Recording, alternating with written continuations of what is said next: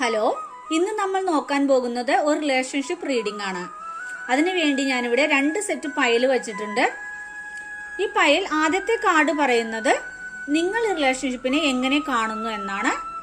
രണ്ടാമത്തെ കാർഡ് പറയുന്നത് നിങ്ങളുടെ പേഴ്സണൽ റിലേഷൻഷിപ്പിനെ എങ്ങനെ കാണുന്നു.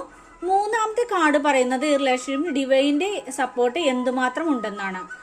അപ്പം നിങ്ങളുടെ ഇൻഡ്യൂഷനോട് ചോദിച്ചതിന് ശേഷം നിങ്ങൾ ഇതിൽ ഒരു സെറ്റ് പയൽ സെലക്ട് ചെയ്യുക. അപ്പം നമുക്ക് നോക്കാം.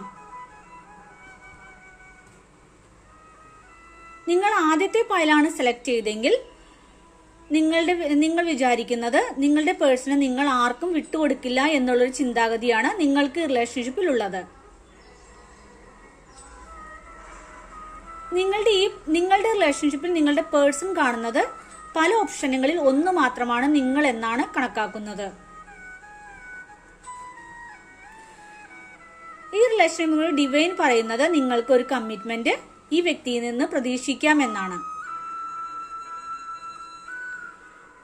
ഇനി നിങ്ങൾ രണ്ടാമത്തെ പയലാണ് സെലക്ട് ചെയ്തെങ്കിൽ നിങ്ങൾ റിലേഷൻഷിപ്പിൽ പ്രതീക്ഷിക്കുന്നത് ഹാപ്പിനെസ് ആണ്. നിങ്ങളുടെ വ്യക്തി ഈ റിലേഷൻഷിപ്പ് പ്രതീക്ഷിക്കുന്നത് നിങ്ങളിൽ നിന്നും ഒരു ജസ്റ്റിസ് വേണമെന്നാണ് ആഗ്രഹിക്കുന്നത്.